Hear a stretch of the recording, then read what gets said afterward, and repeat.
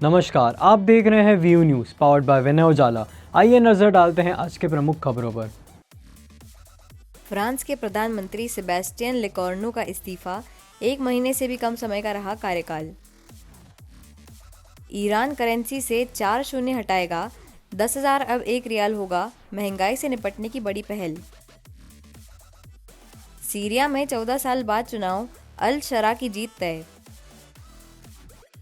तिब्बत में mount Everest पर भारी बर्फबारी, करीब 1000 लोग फंसे, रेस्क्यू अभियान जारी। अमेरिका के पिट्सबर्ग में भारतीय मूल के शख्स की गोली मारकर हत्या। अमेरिका के शिकागो में नेशनल गार्ड से भिड़े प्रदर्शनकारी, 1000 से ज्यादा लोग गिरफ्तार। बंगाल के दार्जिलिंग में लैंडस्लाइड, अब तक 24 मौतें, कई लापता, हजारों टूरिस्ट फंसे। भारतीय नौसेना में शामिल हुआ INS एनरोथ, दुश्मनों की पनडुब्बियों को पानी में करेगा तबाह। पश्चिम बंगाल में भाजपा सांसद खगेन मुर्मू पर जानलेवा हमला, अमित मालवीय ने TMC पर लगाया आरोप। चीफ जस्टिस गवई पर जूता उछालने की कोशिश करने वाला वकील हिरासत में। दिल्ली NCR में बारिश, तापमान में गिरावट से बड़ी ठंड। भोपाल में गौ मांस से भरी कार जब्त, बजरंग दल कार्यकर्ताओं ने घेराबंदी कर पकड़ा। स्मार्ट मीटर के विरोध में भोपाल में प्रदर्शन, पूरे प्रदेश से जुटे उपभोक्ता। मुख्यमंत्री डॉक्टर मोहन यादव छिंदवाड़ा दौरे पर, कफ सिरप पीड़ित बच्चों के परिवारों से करेंगे मुलाकात। तमिलनाडु में भगवान राम का पुतला जलाए जाने के विरोध में इंदौर में प्रदर्शन, स्टालिन मुर्दाबाद के लगे नारे। दवा कंपनी का सच तलाशने तमिलनाडु जाएगा विशेष जांच दल।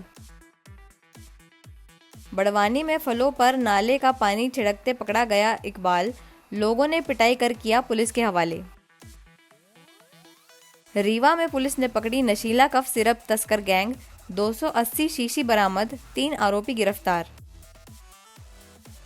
जीतू पटवारी ने पीड़ित परिवारों से की मुलाकात, सरकार पर दोषियों को बचाने का लगाया आरोप। ट्रकों की नो एंट्री से ट्रांसपोर्ट नाराज, इंदौर में ट्रकों की हड़ताल शुरू। भोपाल में नेता प्रतिपक्ष उमंग सिंघार ने स्मार्ट मीटर परियोजना पर लगाया आरोप। साथ ही छिंदवाड़ा में बच्चों की मौत पर सरकार को बताया असंवेदनशील। भोपाल में नेता प्रतिपक्ष उमंग सिंघार ने स्मार्ट मीटर परियोजना को स्पाई मीटर बताते हुए गंभीर आरोप लगाए। उन्होंने दावा किया कि इन मीटरों से नागरिकों की निगरानी हो रही है और संबंधित कंपनियों के पाकिस्तानी कनेक्शन हैं। सिंघार ने सऊदी अरब स्थित अल्फनार और दुबई स्थित ईजी सॉफ्ट टेक्नोलॉजीज के अधिकारियों को पाकिस्तानी नागरिक बताया। उन्होंने डेटा सुरक्षा, विदेशी लिंक और ठेकों की गहन जांच की मांग की। साथ ही छिंदवाड़ा में 16 बच्चों की मौत पर सरकार को असंवेदनशील बताया और कफ सिरप बिक्री पर भी कई सवाल उठाए हैं। देश के अंदर आप देख रहे हैं कि कई लाख स्मार्ट मीटर लग रहे हैं और लोगों के बिजली के बिल जो 100 रुपये आते थे, 500 रुपये आते थे, वो आज 2-2, 3-3 हजार रुपए के बिल आने लग गए। ये स्मार्ट मीटर है कि स्पाई मीटर है, जासूसी का मीटर है। ये जासूसी का मीटर कैसे देश के अंदर देश की संप्रभुता, देश की आंतरिक सुरक्षा को लेकर खतरा हो रहा है। वो केंद्र सरकार लाखों करोड़ों रुपए इस पर खर्च कर रही है। आप देख रहे हैं कि किस प्रकार से स्मार्ट मीटर भारत के अंदर स्थापित किए जा रहे हैं। केंद्र सरकार की अधिसूचना जारी हुई 1 अप्रैल 2020 को। वो पूरे प्रदेश के अंदर देश में 25 करोड़ से मीटर लगाने का लक्ष्य रखा गया। युद्ध स्तर पर काम चल रहा है। किसके लिए चल रहा, किसको लाभ पहुंचाया जा रहा और कौन लोग ऐसी विदेशी ताकतें हैं जो हमारे घर के अंदर जासूसी करेगी, ये मैं आपको आज खुलासा करना चाह रहा हूं। मध्य प्रदेश में पूर्वी क्षेत्र में कुल टोटल मीटर लगने थे 1 करोड़ 33 लाख, अभी लग गए 24 लाख मीटर लग गए। जो आपको पूर्व मध्य पश्चिम क्षेत्र के हिसाब से आपको शेयर कर देंगे पूरी इसमें। लेकिन ये मीटर लगाने वाली कंपनी कौन सी है? क्या देश की कंपनी है? क्या विदेश की कंपनी है? क्या ऐसे लोग हैं जिस पे अभी हमारा भारत पाकिस्तान युद्ध हुआ कि पाकिस्तानी लोग हैं? ये स्मार्ट मीटर लगाने वाली जो कंपनी आपको बता रहा हूं, अल्फनार, जो एक ग्रुप ऑफ कंपनी है जिसका मुख्यालय सऊदी अरब में है, और इसकी टेक्निकल पार्ट एनालिटिक्स वाली पार्ट है इजिया सॉफ्ट करके एक और कंपनी है, जो दोनों कंपनियां मध्य प्रदेश के अंदर मीटर लगा रही है। अब इस कंपनी के पीछे की आपकी जानकारी के लिए 3 बार इसमें टर्मिनेशन नोटिस जारी किए गए, इसके डॉक्यूमेंट्स है पूरे। उसके बावजूद भी क्यों दिया जा रहा? क्या हमें इस अल्फनार कंपनी या इजी सॉफ्ट या ऐसे लोगों से प्यार है जिनके कनेक्शन हमारे पड़ोसी देश पाकिस्तान से जुड़े हैं? ये अल्फनार कंपनी जो पाकिस्तान के सबूत इसमें मिले हैं, ये जहर Iqbal Shah general manager Alfanar project के पाकिस्तानी नागरिक है। लाहौर पाकिस्तान के यूनिवर्सिटी ऑफ इंजीनियरिंग की टेक्नोलॉजी में पढ़ाई करते थे, स्नातक थे।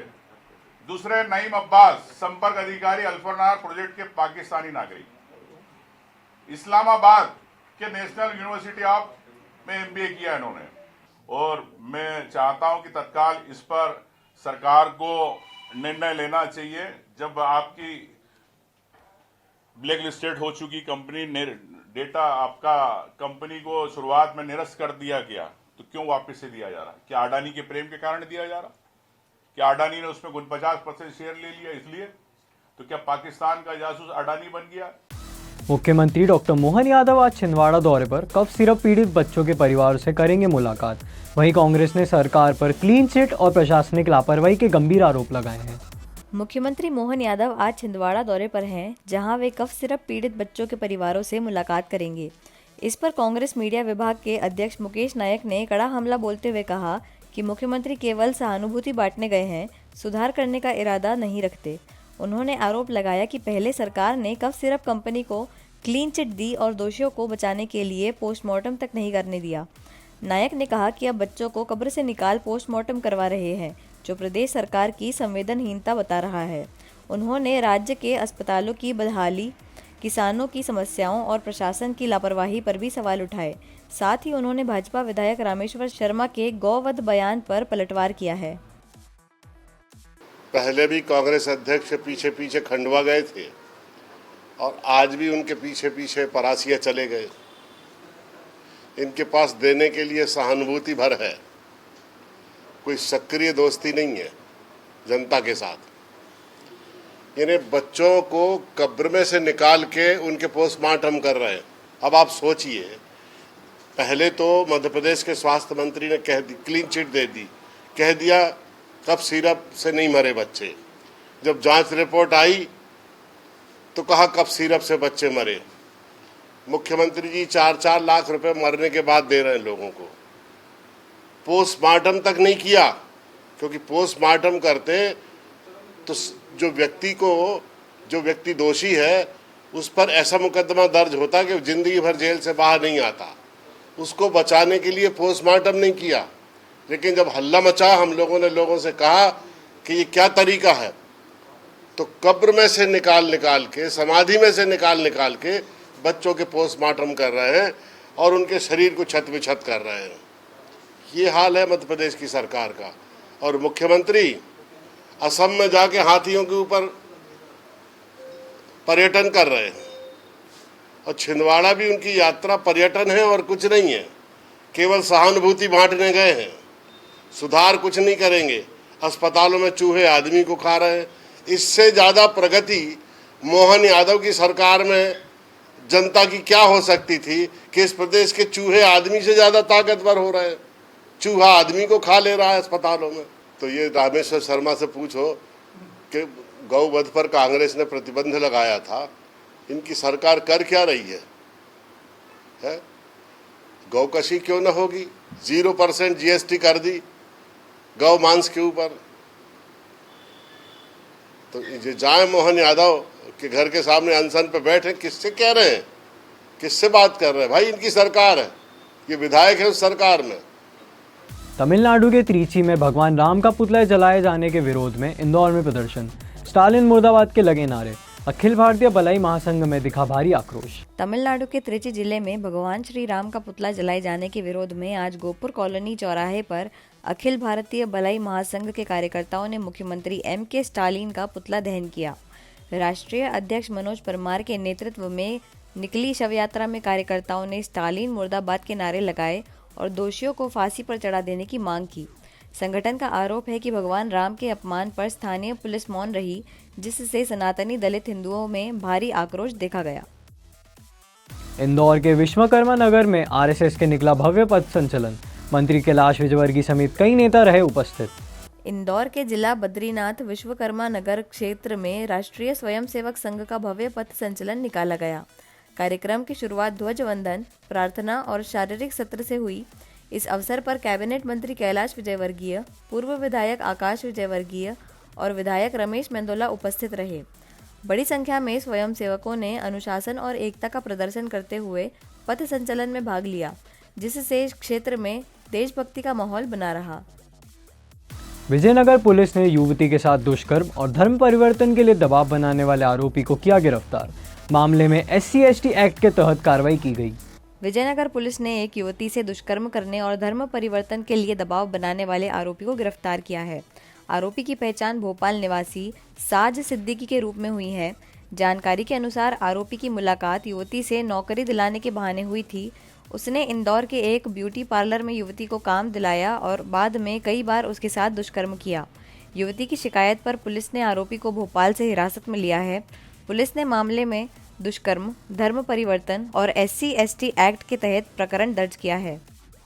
ये थाना विजयनगर में 3 दिवस पहले फरियादिया ने रिपोर्ट की थी कि आरोपी साज सिद्दीकी निवासी भोपाल के द्वारा इसके साथ लगभग 4-5 महीनों से लगातार दुष्कर्म किया जा रहा है और धर्म परिवर्तन को लेकर भी इससे बात कही गई थी, जिस पर दुष्कर्म, धर्म परिवर्तन और SC/ST एक्ट के तहत का अपराध पंजीबद्ध किया गया था और आरोपी को भोपाल से कल गिरफ्तार किया गया है, जिससे पूछताछ की गई, जुर्म स्वीकार किया।